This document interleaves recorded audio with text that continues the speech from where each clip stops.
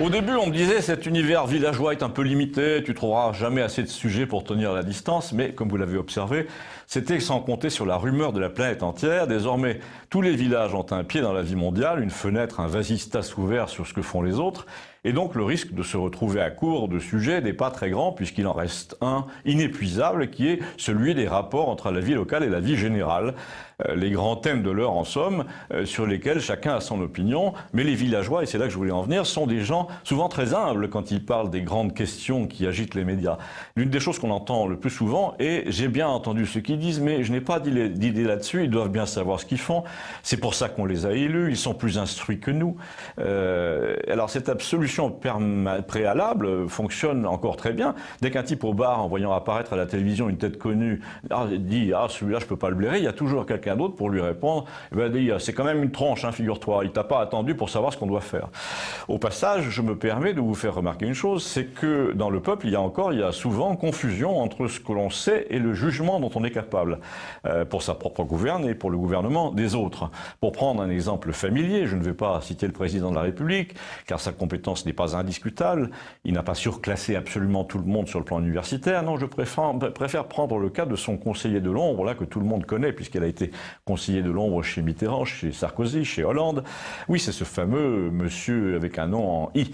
Eh bien, nous avons là le condensé du paradoxe entre une extrême agilité intellectuelle.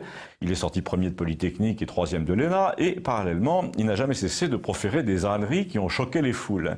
Il a conseillé les pires choses aux hommes politiques, il a investi un 50e de l'argent qui lui avait été confié comme banquier dans l'émission de sa banque, mais ce qu'en retiennent les gens de la campagne, c'est pas touche, il a été major partout.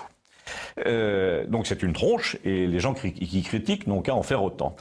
Alors, où veux-tu en venir, me demande-t-on, où veux-je en venir? Ah ben, à l'affaire Benalla, naturellement, parce que avec cette histoire, les affaires de l'État cessent d'être inaccessibles. Elles redescendent au niveau d'un feuilleton policier de TF1. C'est Commissaire Moulin, c'est Navarro. Vous avez des types trop jeunes, trop louches, trop riches, qui font une ascension trop rapide grâce à des complicités un peu bizarres. Il n'est plus question de diplôme ni de tronche, là, mais de débrouillardise. Il y a un côté tapis là-dedans aussi. C'est la vie des hautes sphères mise à la disposition des commentaires de café.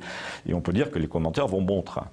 C'est pour ça que c'est une bombe, enfin au début ça aurait pu rester une bombinette, mais deux ingrédients se sont mélangés, le caractère accessible du ou des protagonistes de base, dont on a vu 100 fois le modèle à la télé, donc genre Commissaire Moulin, sortant du stand de tir, et l'absence totale de jugement du président et de la République, et des quatre tronches là qui l'entourent, tous sortis des meilleures écoles, mais tous incapables de s'apercevoir que cette histoire était une étincelle près d'un hangar d'ammonitrate. La preuve, et j'en reviens à ce qui se passe à Campagnol, mon voisin qui a 93 ou 94 ans, qui a Internet, qui conduit sa voiture, qui jusqu'à présent était plutôt systématiquement du côté de ceux qui savent, c'est-à-dire partisan d'une hiérarchie à la De Funès. Vous savez, les dirigeants sont toujours les plus vieux, les plus sages, les plus solennels, les plus diplômés, les plus riches, et les autres suivent. Eh bien, il a complètement changé son fusil d'épaule, ce voisin, et il commence à trouver que ces gens de Paris, quel que soit leur diplôme, font vraiment n'importe quoi. Déjà, les images de la fête de la musique avec les danseurs noirs hip-hop à l'Élysée l'ont durablement choqué, cet homme, parce qu'il mélangeait le classicisme à la française avec le côté new-yorkais, des types à moitié à poil, les inscriptions ordurières sur les t-shirts. Et là, on voit un type qui a l'âge de son arrière-petit-fils, qui jongle avec les accréditations, qui frappe des gens dans la foule, qui se comporte comme un rappeur, le flingue à la main sur les selfies, qui conduit des grosses voitures, qui fait tuner comme dans Taxi 4, et qui tutoie le président de la République. Et je ne parle pas de ses origines, mais lui, évidemment, le voisin, il en a parlé. Alors vous allez me dire, mais comment savez-vous qu'il tutoie le président de la République? Ben, je ne le sais pas, il est probable d'ailleurs que non. Mais mon voisin de 93 ans, lui, il le pensait. C'est d'ailleurs très symptomatique de ce qui se passe dans l'opinion au sujet de ce régime. Et je ne vous parle pas du renvoi des opposants devant la psychiatrie, hein, mais c'est uniquement parce que j'ai plus le temps. Ce sera pour demain.